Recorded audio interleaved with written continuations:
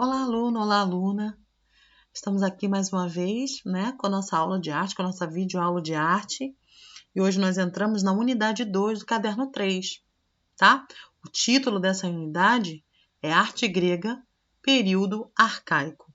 Nós vamos dividir essa videoaula em duas partes, ok? Porque senão ficaria muito extenso. Portanto, na aula que vem nós faremos Arte Grega, Período Arcaico, parte 2. Então vamos lá.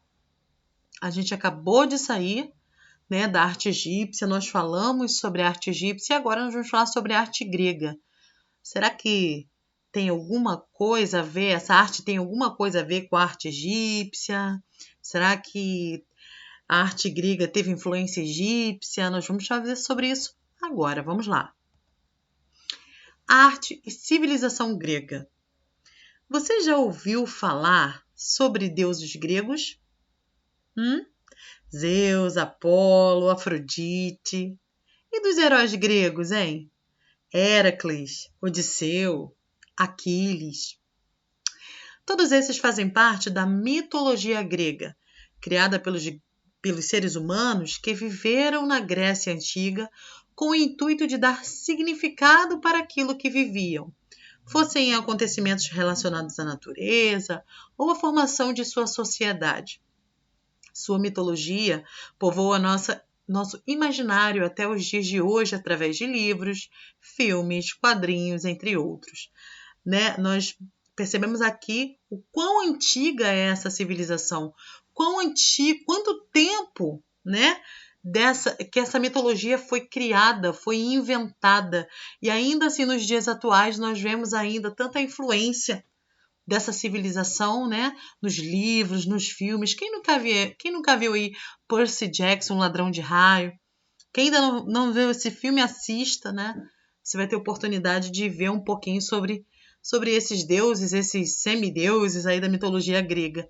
E aqui está falando que, na verdade, a mitologia foi criada com um intuito, é dar significado para aquilo que eles viviam. Eles criaram essas histórias, eles inventaram essas histórias para dar algum significado à vida deles, ao que eles viviam, Seja sobre acontecimentos relacionados à natureza ou mesmo sobre a sociedade em si, as questões da sociedade em si. Os gregos antigos, assim como os egípcios, acreditavam em muitos deuses, então a gente pode dizer que eles eram o quê? Politeístas. Além dos deuses, haviam os semideuses. Quem sabe aí o que eram os semideuses, Eram os filhos dos deuses com os seres humanos, heróis, gigantes e outros personagens. Essa crença era tão forte que muitas obras artísticas e arquitetônicas na Grécia Antiga foram criadas com base nos seres dessa mitologia.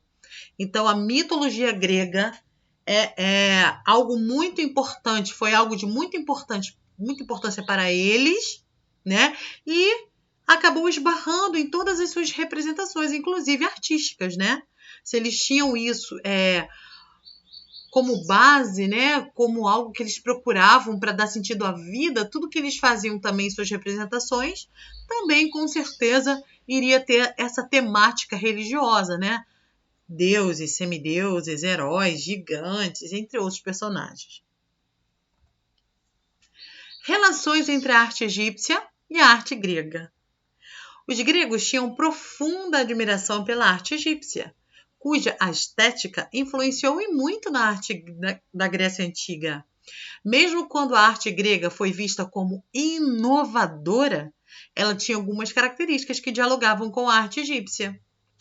Olha aqui esse vaso aqui que nós podemos observar no canto direito.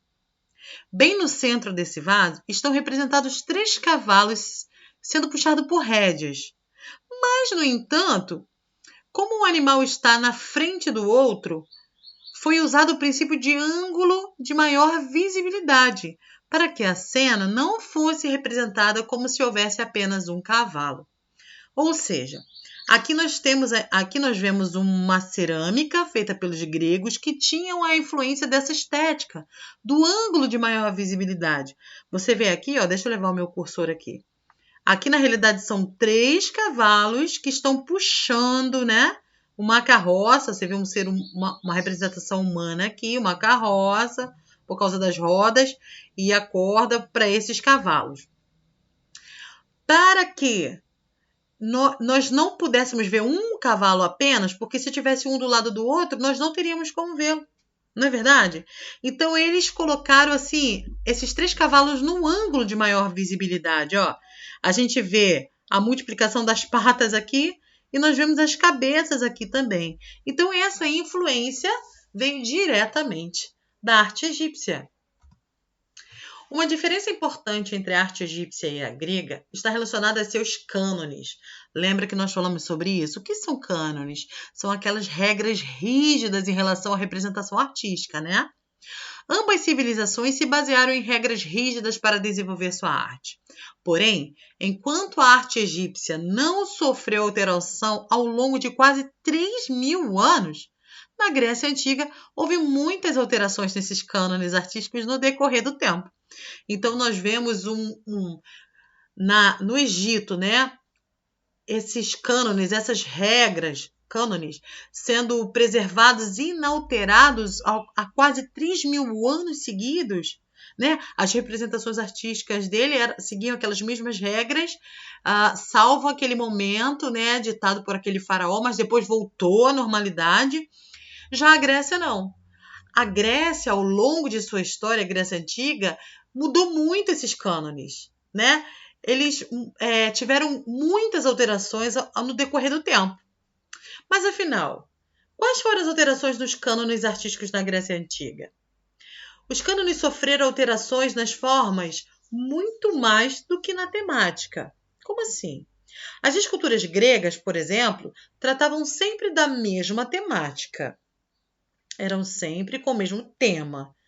No entanto, a maneira como eram feitas sofreram alterações ao longo do tempo.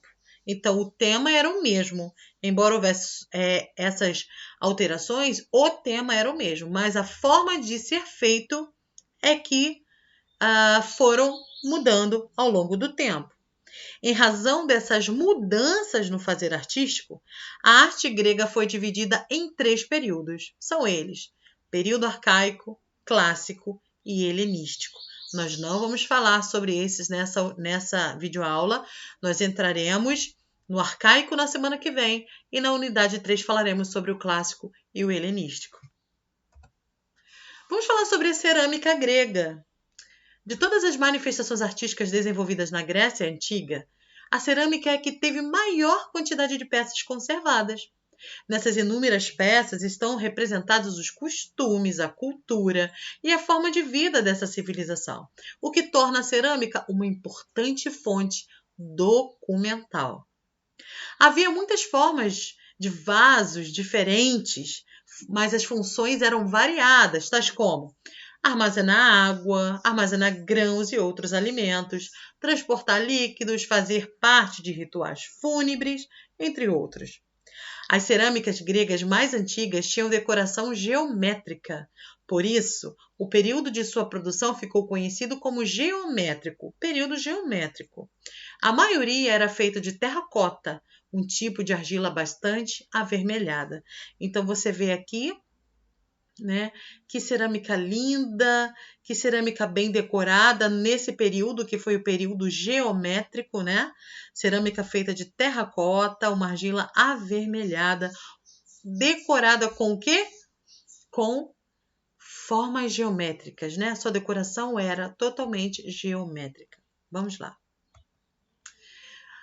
A partir do século 7 a.C., começaram a ser produzidos vasos decorados por narrativas. Enquanto naquele período geométrico nós percebemos que os vasos eram decorados por formas geométricas, a partir desse século, as cerâmicas começaram a ser decoradas por narrativas. Como assim? Essas narrativas, essas cenas de ação, com frequência, essas cerâmicas tinham cenas de ação com frequência, tendo a presença de animais, de monstros. Aqui você observa, olha, uma cena aqui provavelmente, né, de um deus ou um herói, ou talvez um semideus, né, metade aqui talvez leão, a cabeça humana, são seres mitológicos na realidade, né? Quando você vê essa mistura, né? Aí você vê uma asa aqui, a gente pode denominar como seres mitológicos, né? Existem deuses, semideuses, heróis, os seres mitológicos, ok? Então você vê uma narrativa, né? Nesse período aqui, você começa a ver uma história sendo contada na decoração dos vasos, ok? No século 6 a.C., né? Um século mais tarde, teve início. Gente, é bom explicar isso aqui agora, porque às vezes você pode assim ter uma dúvida simples no sentido de que como assim um século depois, se aqui é século 7, aqui é século 6? Por quê? Porque nós estamos falando no século antes de Cristo. A partir quando o século zerar, começa a contagem do 0, 1, 2, 3, 4, 5, entende? É uma contagem, na verdade, regressiva, né? Não sei exatamente se é essa palavra que se dá, né? Mas nós estamos contando até zerar. Então, esse momento foi o século 7 e aqui foi o século 6. Nós estamos contando de forma diminuindo os séculos até, né, zerar. Aí, a partir do nascimento de Cristo, que nós contamos 0, 1, 2, 3, 4, 5, 6, 7, 8, 9, 10, tá? Então, é por isso. No começo do século 6 a.C., teve o início do que ficou conhecido como fase das figuras negras. Como o próprio nome já diz, figuras de cor preta passaram a ser representadas sobre um fundo terroso.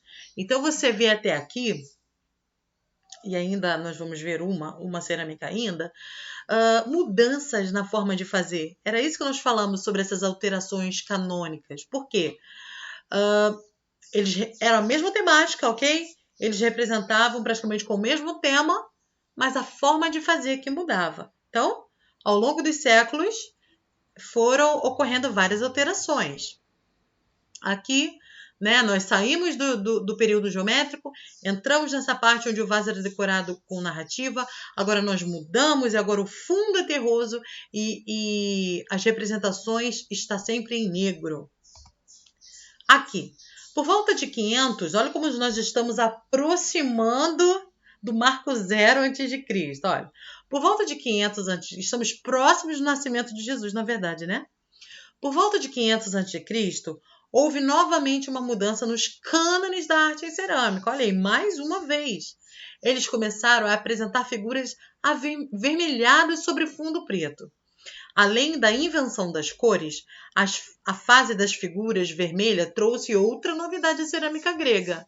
É nela que passamos a encontrar com mais frequência um distanciamento maior da estética egípcia. Não diferenciação da cor da pele entre as figuras humanas, né? Já não havia essa influência. A cor da pele, sendo homem ou mulher, era a mesma, tá? Já não seguia mais o princípio do ângulo de visibilidade, não tinha mais essa preocupação, eles não buscavam mais seguir essa estética, representando assim o corpo mais real, tornando a narrativa mais viva, a narrativa com mais vida.